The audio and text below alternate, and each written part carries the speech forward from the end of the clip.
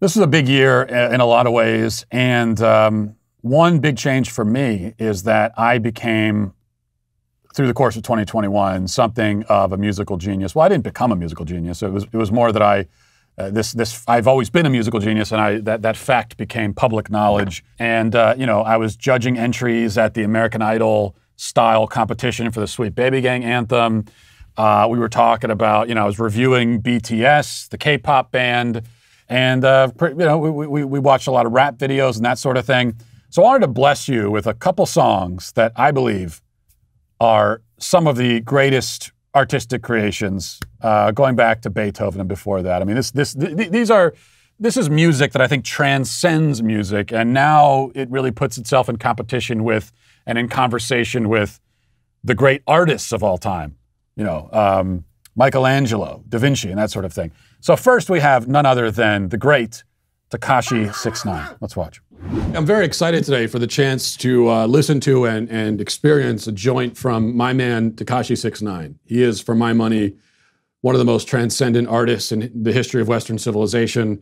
As a poet, I put him on the level of Ralph Waldo Emerson. As a singer, he's Pavarotti. As a humanitarian, he's Mother Teresa.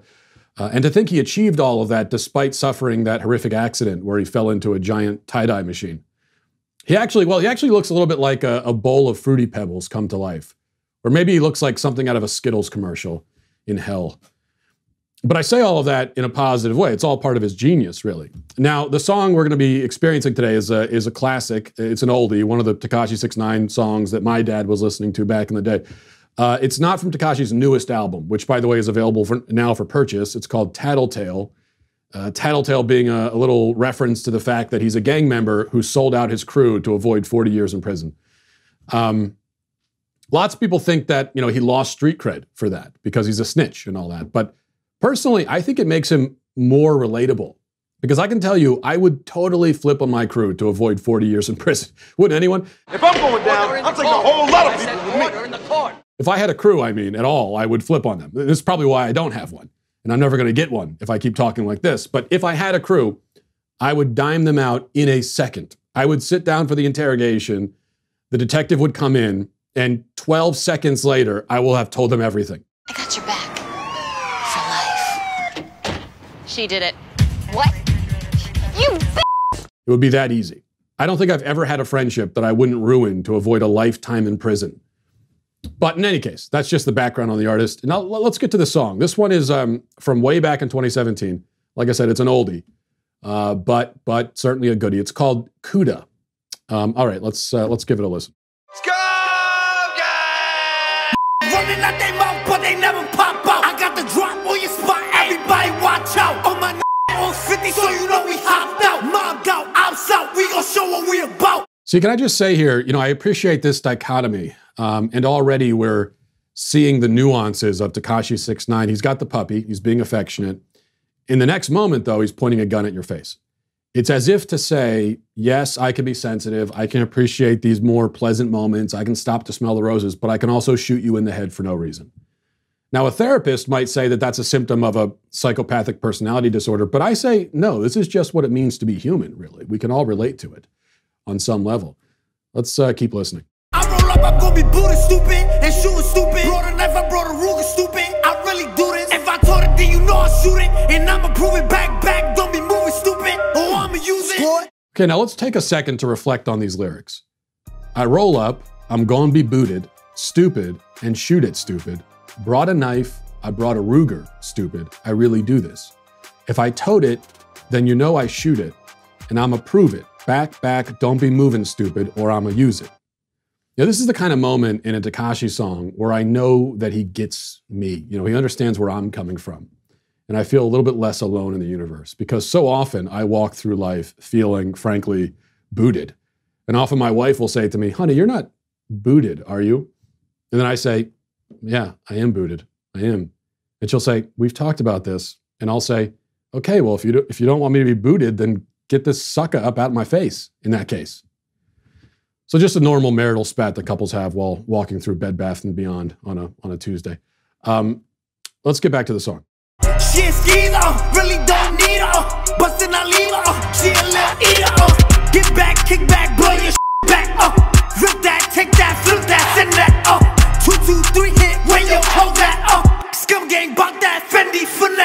Okay, I do have to say, just one note here. Probably you don't want to take a job as a cameraman on a Tekashi69 music video because you're going to have a lot of people pointing probably loaded guns right at you. I mean, there are a lot of basic gun safety protocols that are being disregarded here. If you don't know how to handle one of these things, you got no business carrying one. So that is a concern. I just wonder how many cameramen perished during the making of this video. Everybody's dancing, jumping up and down, drinking God knows what, probably high, and they're literally singing about killing people. And meanwhile, they all have loaded guns and they're pointing it at the camera that you're holding. It seems like a hazardous combination of factors. I hope they have workman's comp, it's really all I'm saying. But you know what?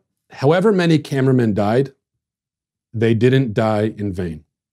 They died for the sake of true art. If you feel like you're not getting the respect you deserve in life, well, that might be because you don't have a title in front of your name that forces people to respect you. And here's something that you could get. You could get established titles, your very own proclamation like I have, declaring that you are a lord or lady. And you have this, and you will gain the respect you deserve. I guarantee you. All you need is this 1 square foot plot of land in Scotland. And established titles is a project based on a historic Scottish custom where landowners are referred to as lairds or lords and ladies in English. In your title pack, which I hold in my hand here, you'll receive at least 1 square foot of dedicated land on a private estate and an official certificate with a crest. Your certificate will include a unique plot number with which you can see the exact location of your land. With this certificate, you could officially change your name to Lord or Lady, and you can get it on your credit card, your plane ticket. So this is like a legal name change. I am legally, officially, Lord Matt Walsh. Lord best-selling children's author Matt Walsh. Established Titles is having a great limited time sale, so go to establishedtitles.com/Matt Walsh to save 10% off today. And remember to use the discount code Matt Walsh or just click the link below. That's establishedtitles.com/Matt Walsh or just click the link below. Well, as always, and I've listened to that song so many times. I mean, every day I listen to Tekashi69, but it gets to me every single time. Truly a work of art and beautiful. Maybe not, maybe still though, pales in comparison a little bit to this masterpiece by NBA Youngboy. Well, I thought it was time to do another review of a popular rap song, a real banger, you might even say. And this one just dropped. It's that new, it's NBA Youngboy Around.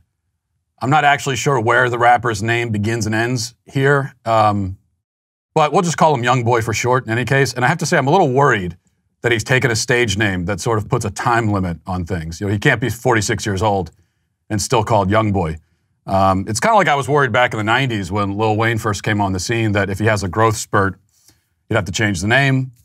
Fortunately, he never did, so that kind of worked out. Anyway, let's get to the song. This is NBA Youngboy Around, and let's watch it together. Who made this?